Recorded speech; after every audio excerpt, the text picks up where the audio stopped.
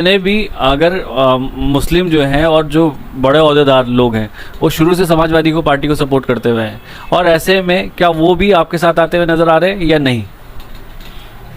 इसके मैं आपको पत्रकार साहब दो वे में इसके जवाब मैं आपको दूंगा।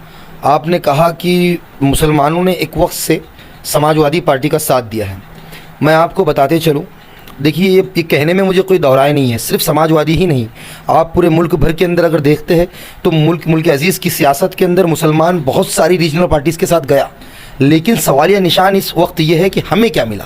हमने तो हर किसी का साथ दिया साहब। हमारे भोले भाले बुज़ुर्गों ने, हमारे अजदाद ने, जो कभी हमारी इफ्तार में आकर अगर कोई लीडर टोपी पहन लेता था या हमारी प्लेट से उठाकर खजूर हमें खिला देता था, तो हमारी कौम के अजदाद, हमारे बुज़ुर्ग तो भोले भाले थे, वो उसे अपना मान लेते थे। लेकिन साहब अभी वो वक्त नहीं है। मैं बता देना चाहता हूँ इन लोगों को जो कुर्सियों पर बैठ के, जो बड़े बड़े ऐसी दफ्तरों, ऐसी ऑफिसों में बैठ कर इस चीज़ का दावा करते हैं कि मुसलमान इनका वोट बैंक है, मुसलमान इनके बाप की जागीर नहीं है। आप इस बात को समझ लीजिए। वो वक्त अलग था कि हमारे बुज़ुर्ग पढ़े लिखे नहीं थे, लेकिन आज हम लोग पढ़े लिखे हैं। आज अल्लाह के फजल करम से मैं एक लॉ का स्टूडेंट हूँ। आज मेरी उम्मत के अंदर कहीं बड़ा एक तबका है जो प्रोग्रेस कर रहा है एजुकेशन की तरफ। आज हम लोग अपने बेहतरीन मुस्तकबिल के लिए समझ रखते हैं। मैं बिलखुसूस समाजवादी की ही बात नहीं कर रहा हूँ, मैं पूरे भारत की बात कर रहा हूँ। आपको आप बिहार की तरफ रुख कर लीजिए, आप बंगाल की तरफ रुख कर लीजिए, आप उड़ीसा की तरफ रुख कर लीजिए, आप केरला की तरफ रुख कर लीजिए। तमाम मुल्क अजीज़ में जहाँ जहाँ मुस्लिम वोट बैंक है, हमें सिर्फ as an vote bank use करने के सिवा इन सो कॉल्ड सेकुलर पार्टीज़ ने कुछ भी नहीं किया है। लेकिन इस बार हम जाग उठे और 2024 के अंदर ये भ्रम आप अपने दिमाग से निकाल दीजिए। और मैं लोगों से भी कहना चाहता हूँ, और समाजवादी हो या कोई भी पार्टी हो, जो लोग समझते हैं कि मुसलमान इनके बाप की जागीर है, इनका अपना वोट बैंक है, तो साहब आप गलत फहमी में हैं। मुसलमान बदल चुका है। अपने आने वाले कल के लिए, अपने बच्चों के मुस्तकबिल के लिए, आने वाली नस्लों के लिए हिस्सेदारी की बात कर रहा है और आने वाले वक्त के लिए बेहतरीन सोच रहा है। और मुझे उम्मीद है कि इस बार 2024 के लोकसभा चुनाव में इस देश का मुसलमान बड़ा बेहतरीन फैसला करेंगे और बताएंगे। सेकुलर एक वर्ड है। सेकुलर अगर समझना चाहें, सेकुलर वो कौन लोग किन के आगे लगता है जिनको हम अगर कह देते हैं ये सेकुलर है? सेकुलर वर्ड क्या है और किन के आगे लगता है? सेकुलर जो वर्ड है जनाब, इसकी परिभाषा है, मैं आपको बताऊँ तो एक कॉमन लैंग्वेज में जिसे हम कहेंगे कि आम लोगों को भी ये बात समझ में आए कि समानता और मसावत का पैगाम, सबको एक सा नज़र से देखा जाए, सबके साथ एक जैसा बिहेवियर रखा जाए। जैसे कि अल्लामा इकबाल का एक शेर था कि एक ही सब में खड़े हो गए महमूद व अयास, ना कोई बंदा रहा ना कोई बंदे नवाज। तो बस सेकुलर वर्ड की यही परिभाषा है मेरी नज़रों में। और मैं समझता हूँ कि सेकुलरिज्म के अकॉर्डिंग ही और एक इंसानियत के अकॉर्डिंग ही हमें सब लोगों का ध्यान रखना चाहिए, सम्मान करना चाहिए, हर मज़हब की, हर ज़ात की इज़्ज़त करनी चाहिए, जो हम करते हैं। एक बात है ना कि जितनी भी यूनिवर्सिटी हैं, जितने भी यूनिवर्सिटी में बच्चे पढ़ने वाले हैं और जो गरीब तबके का, जिनकी फ़ीस कुछ भी नहीं होती, हम ही लोग पे करते हैं, उसमें ज़्यादातर लोग लीडर बनते हैं और आवाज़ उठाने वाले होते हैं। आपके बारे में आप ऐसी कुछ हैं क्या? आप भी ऐसी कुछ लीडर हैं क्या कहीं के? मैं लीडर तो नहीं हूँ, लेकिन उम्मत मुस्लिमा का कर्जदार हूँ। मैं जिस कॉलेज में पढ़ता हूँ वो कॉलेज एक माइनॉरिटी कॉलेज है, और आप जानते हैं माइनॉरिटी कॉलेज में compare to other colleges fees कम होती है। और ये तमाम चीज़ें, मैं जिस स्कूल में पढ़ा हूँ, हज़रत उमर फ़ारूक उर्दू हाई स्कूल उसका नाम है, मेरे आबाई शहर पूसद में वो स्कूल वाक़ है, वो एक सरकारी स्कूल थी। तो मैं जिस माहौल से उठ के आया हूँ, मैंने उम्मत के हालात को, मसलों को, मसाइल को बड़े करीब से देखा है। और यकीन मानिए ये उम्मत मुस्लिमा का कर्ज़ है जो मैं आज आवाज़ उठा रहा हूँ, जो इनके लिए बोल रहा हूँ। और मैं वादा करता हूँ आपसे इस बात का और तमाम उन लोगों से जो मुझसे उम्मीदें लगा रहे हैं कि यकीन रखिए इंशाअल्लाह अज़ीज़ इस उम्मत को, हमारे लोगों को, बिलखुसूस तौर पर मुल्क अज़ीज़ के अंदर हमारे लोगों को उनके हुकूक़ दिलाने की, उनका हक़ दिलाने की लड़ाई मैं अपनी आखिरी सांस तक लड़ूंगा। चाहे इसके लिए मुझे मेरे खून का आखिरी क़तरा सर्फ करना पड़े, चाहे मुझे लड़ना पड़े, चाहे मेरा अंजाम जो भी हो, लेकिन संविधानिक दायरे में रह के इस देश के आइन को मैं मानता हूँ, भीमराव अम्बेडकर साहब के दिए हुए संविधान को मानता हूँ। संविधानिक दायरे में रह के मैं मुसलसल तौर पर अपने लोगों के हुकूक़ के लिए लड़ूंगा इंशाअल्लाह। एक बात मैं आपसे पूछना चाह रहा था, आप किसी पार्टी से तो है नहीं, आपने कोई दल भी ज्वाइन नहीं कर रखा। कहा जाता है कि अगर कोई किसी पार्टी से नहीं है, कोई नेता नहीं है, तो वो अगर कॉमन मैन है और कहीं से कहीं तक किसी पार्टी से शामिल नहीं है तो वो कुछ नहीं कर सकता। तो आप किस बात के, अगर मान लीजिए अगर हम जो जनता के बीच में जैसे गया और आपके बारे में मैंने जाना, तो ये पता लगा कि आप किसी जैसे चंद्रशेखर पार्टी, आज़ाद समाज पार्टी जो है वो भी शायद आपने ज्वाइन नहीं कर रखी, पद भी आपने ले रखा। यहाँ का युवा जो है छोटे से छोटा पद लेके भी अपने आप को प्रधानमंत्री से कम नहीं समझता। तो आप ये वाली बात जो कह रहे हैं कि मैं जो ये सारी चीज़ें बदल दूंगा, तो किस तरह से बदल देंगे जब आपके पास कोई पद ही नहीं है? देखिए, मैं सबसे पहले पत्रकार साहब आपको एक बात बताते चलूँ। आपने जो बात की एकदम बिल्कुल सही है, मैं इसको किसी भी तरीके से क्रॉस नहीं करता हूँ कि विदाउट बल, विदाउट दल आप अपने लोगों की समस्या पे नहीं जा सकते। माननीय और काशीराम साहब इससे बड़ा अच्छा एक थॉट कहते हैं कि जिन लोगों का जिन लोगों का दल होता है उन्हीं के पास बल होता है, और जिनके पास बल होता है उनकी समस्याओं का हल होता है। मैं इस बात को मानता हूँ कि जिस तरीके की एक सियासी ताकत अगर आपके पास नहीं होंगी तो आप ज़्यादातर लोगों का काम नहीं कर सकते। लेकिन हाँ, मैं इस बात को भी नहीं मानता कि आप सिर्फ और सिर्फ सियासी दल के माध्यम से काम कर सकते हैं। आज मुझे ग्राउंड पर काम करते हुए 5 साल हो चुके हैं। मैं मुसलसल कई आंदोलन में आपको बता सकता हूँ जिन्हें मैंने सफल किया है। मैं अपने लोगों के लिए मुसलसल सड़कों पर हूँ, बोलता हूँ, लड़ता हूँ, और ये हुकूमत कहीं ना कहीं मेरी बात सुनती है क्योंकि मेरे लोग मेरे पीछे हैं, मेरी अपनी कम्युनिटी मेरे पीछे है। और रही दूसरी बात, आपने कहा मैंने पद नहीं लिया, ये ज़रूरी नहीं कि मैं भी मुस्तकबिल में मैं किसी भी पॉलिटिकल पार्टी में ना जाऊँ, ऐसा नहीं है। मैं भी जल्दी कोई ना कोई पॉलिटिकल पार्टी ज्वाइन करूँगा, बिकॉज कि इसमें मेरा अपना ज़ाती मफाद नहीं है।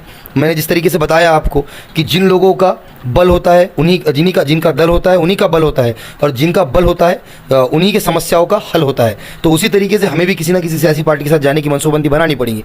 लेकिन मैं जल्दी इस पर सोचूंगा और जल्दी इंशाल्लाह इस पर मैं काम करूँगा। क्योंकि अगर देखा जाए तो आपकी जैसे कुछ तो पूरी टीम होगी, और टीम का अगर जैसे आप महाराष्ट्र से हैं तो महाराष्ट्र में जिस तरह से आपने हमें पहले भी बताया था कि आप यूनियन अपनी खुद की यूनियन चलाते हैं, तो आपकी यूनियन जो चलती है होगी तो उनका भी कुछ ना कुछ होगा कि किसी ना किसी पार्टी से वो जुड़ना चाहते होंगे। तो ऐसे में उनके लिए क्या मैसेज देना चाहेंगे? मैं अपने यूनियन के शेरों को इतना ही कहना चाहूँगा, मैं जानता हूँ सब लोगों को साहब, फराज साहब, मैं आपको बताते चलूँ, मैंने उन्हें ऐसे ऐसे हालात में आजमाया है। मैं आपको क्या बताऊँ, जब ये वक्त मेरा सफ़र शुरू हुआ था CNRC के वक्त में, मेरी वालदा, हर किसी की वालदा फ़िक्रमंद होती है, मेरे वालिद नहीं है जो कि मुझ पर ही मतलब काफ़ी मेरे वालदा की, मेरे घर वालों की उम्मीदें थी कि हमारा बच्चा हम नए शहर में भेज रहे हैं तो वो पढ़े लिखे अच्छा, और मेरा रिज़ल्ट भी माशाल्लाह काफ़ी अच्छा है। लेकिन मैं CNRC का जब आंदोलन आया तो मैं खुद को रोक नहीं पाया। CNRC का जब काला कानून इस सरकार ने आवाम से पास करने की कोशिश की, हम पर थोपने की कोशिश की, हमारे हुकूक को दबाने और रोकने की कोशिश की, उस वक्त मैं बर्दाश्त ना कर पाया अपने लोगों का गम, और मैं सड़कों को आबाद करने निकल गया। तो उस वक्त हमारे पास फाइनेंस नहीं था, पैसा नहीं था काम, और उसी वक्त से मेरी यूनियन शुरू हुई। यूनियन के बारे में पूछा इसलिए मैं आपको बता रहा हूँ। तो मेरी वालदा मुझे 3000 रुपये टिफ़िन के लिए भेजा करते थे मंथली, उसमें से मैं 1500 रुपये के हैंड बिल छपवाता था। अब समझिए, मैं एक वक्त का खाना खाता था, उसमें से 1500 रुपये का मैं खाना खाता था उस मॉर्निंग का, और शाम का जो खाना था वो मैंने छोड़ दिया था। मैंने 1 महीना शाम का खाना नहीं खाया। तो वो पैसों से मैं हैंड बिल छपवा कर अपने लोगों के बीच जाता था, उन्हें बताता था कि क्या NRC है, हमें किस तरीके से लड़ना है, हमारे हुकूक की लड़ाई किस तरीके से होगी, मुस्तकबिल की मनसूबबंदी किस तरीके से होगी।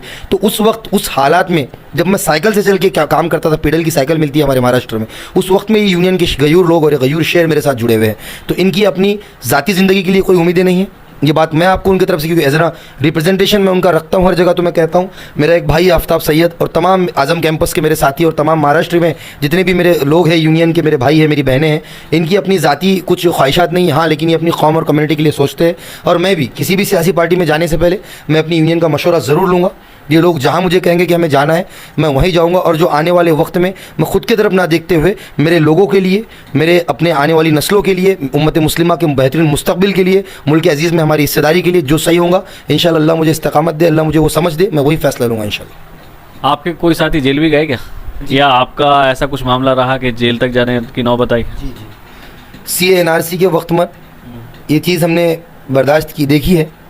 एक MG रोड का हमारे यहाँ एक स्ट्रीट है पुणे में, वहीं से भीमराव अंबेडकर साहब के स्टैचू पे जो पुतले पर हम माला अर्पण कर रहे थे, CNRC का वक्त था, हमें नोटिस भी दिए गए थे। मेरे बड़े भाई है, मैं नाम लेना मुनासिब नहीं समझता हूँ, बड़ी शख्सियत है, आज मुल्क अजीज़ की सियासत में एक बड़ी शख्सियत है, वो भी हमारे साथ थे। हम तमाम लोग NRC के केस में, कुछ हम पर केसेस बनाए गए थे और हम उस वक्त में थे, जेल के लॉकअप तक थे हम। अच्छा, इसमें मामला ये होता है कि जैसे आपने एक बात कही कि फैमिली जो है ना बहुत ज़्यादा डिस्टर्ब हो जाती है, बहुत सारी चीज़ें बिल्कुल ख़त्म हो जाती है, तो ऐसे में उस टाइम जो आपके साथ दोस्त थे और उनकी फैमिली वाले थे, उनका अपनी औलाद के लिए, जिस तरह से अब जैसे CNRC वाला मामला चल रहा है, मुसलमानों को ये लग रहा है कि कहीं उन्हें देश छोड़ के जाना ना पड़े, कहीं ऐसा ना हो कि इतने टाइम से हिंदुस्तान में रहते हुए आ रहे तो मुल्क की जो सरकार है वो उन्हें यहाँ से भगा दे। तो ऐसे में जब CNRC वाला पहले मामला चल रहा था तो उनके फैमिली वालों ने उस टाइम में क्या कहा था? मैं उनके फैमिली वालों पर भी आऊँगा, लेकिन आपने जो आखिर में कहा कि मुसलमानों में एक डर है, ये वाक़ईतन बात है। लेकिन मैं आपको बता देना चाहता हूँ और आपके चैनल के माध्यम से मुल्क अजीज़ के तमाम उन लोगों को, तमाम हमारे हम वतन भाइयों को, तमाम मेरे अजीज़ साथियों को ये बता देना चाहता हूँ कि हम इस देश के संविधान को मानने वाले लोग हैं, हम भीमराव अंबेडकर साहब के आइन को मानने वाले लोग हैं, हम इस मुल्क के अंदर जमहूरियत को मानने वाले लोग हैं, और मुसलमान कोई रबड़ी नहीं है साहब कि कोई खा लेगा। हम इस मुल्क के अजीज़ की बुनियाद है। हमने दिल्ली से लेके तो खैबर के दरख्तों तक जंग आज़ादी के लिए उलमाए दीन की गर्दनें टंगी हुई देखी है। हमारे नौजवानों ने अपने ज़िंदगी के नजराने पेश किए हैं, हमारे सरमायादारों ने अपना माल पेश किया है, हत्ता कि हमारी माओ बहनों ने भी कुर्बानियाँ पेश की है। मुल्क अज़ीज़ को हमने हज़रत टीपू सुल्तान का टपकता हुआ खून दिया है। अगर फिर भी आपको लगता है कि हमें निकाल दिया जाएगा या ये डर का माहौल पैदा किया जाएगा, तो मैं कहना चाहूँगा कि आप हिमालय की ऊंचाई से पूछिए, जामा मस्जिद की पाकीज़गी से पूछिए, आगरा की खूबसूरती से पूछिए, उत्तर प्रदेश के कल्चर से पूछिए कि इस देश के मुसलमान ने मुल्क अज़ीज़ को क्या कुछ दिया है। और इतना कोई आसान नहीं है, निकाल दिया जाएगा हो जाएगा। हम संवैधानिक तरीके से लड़ेंगे। आर्टिकल 19 हमें ये हक देता है, राइट टू प्रोटेस्ट प्रोवाइड करता है। भीमराव अम्बेडकर साहब का संविधान जब तक इस मुल्क के अजीज़ के अंदर है, हम लोग हिफाजत में हैं और हम इस संविधान को कभी भी मिटने नहीं देंगे। हकीकी माने में हम इस संविधान की हिफाजत करेंगे, भीमराव अम्बेडकर के सिपाही बनकर इस संविधान की रक्षा करने का काम करेंगे। और दूसरी बात कि साथियों ने क्या कहा, दोस्त टूटे हैं साहब। कई लोग इस मिशन में साथ आए, कई लोग साथ जुड़े नहीं, कई लोग साथ गए। देखिए, हर किसी की अपनी एक परिस्थिति होती है, लेकिन मैं कहना चाहूँगा उन तमाम लोगों से कि भाई आज हमें ज़रूरत है, आज हमें तमाम चीज़ों को तर्क करके, आज अपने ज़ाती ज़िंदगी को तर्क करके, आज अपने निजी फ़ैसलों को तर्क करके, आने वाले अपनी ख्वाहिशात को तर्क करके, मैं उन तमाम उम्मत मुस्लिमा के भारत के अज़ीज़ गयूर लोगों से और गयूर नौजवानों से ये हाथ जोड़ के अपील करता हूँ मेरे भाइयों से कि ये वक्त बड़ा मुश्किल वक्त है। इस वक्त में आपको आपकी उम्मत पुकार रही है, आपको आपके बच्चे पुकार रहे हैं। आने वाले वक्त का मुस्तकबिल 2024 के चुनाव में तय होगा कि हमारे बच्चों का मुस्तकबिल क्या होगा। ये हमारी नस्लों की दिफा की लड़ाई है। मैं अपील करता हूँ आप तमाम लोगों से, तमाम मुल्क अज़ीज़ के लोगों से कि आइए, मज़लूमों के इत्तेहाद की तरफ अपना हाथ बढ़ाइए। दलित समाज हमारी तरफ बढ़ रहा है, आप भी उन्हें गले से लगाइए। और मज़लूमों का ये इत्तेहाद जिस दिन भी कायम हो जाएगा, यकीन मानिए हम फिर से हुकूमत में होंगे और हम फिर से हिस्सेदारी में होंगे, हम ऐवानों में और कुर्सियों में बैठने वाले हो जाएंगे। तो सुल्तान भाई ने जो भी कहा वो आपने सुना। अब आप जो है अपनी बात बताइएगा कि कौन सी बात इनकी अच्छी लगी, क्योंकि मुझे जो है ना इनकी उर्दू बहुत पसंद है और जो इनका तलफ़्फ़ुज़ है ना वो बड़ा ज़बरदस्त है। बहुत कम लोगों में इस तरह का मैंने देखा है। तो मैं तो इनका उर्दू के चलते फ़ैन हूँ और इसीलिए दोबारा इंटरव्यू ये हो रहा है। और कहूँगा कि भाई जो मुस्लिम हैं और जो लोग हैं, जो भी लोग हैं, वो पहले भी उर्दू चलती थी तो उर्दू की तरफ भी थोड़ा सा ध्यान दें।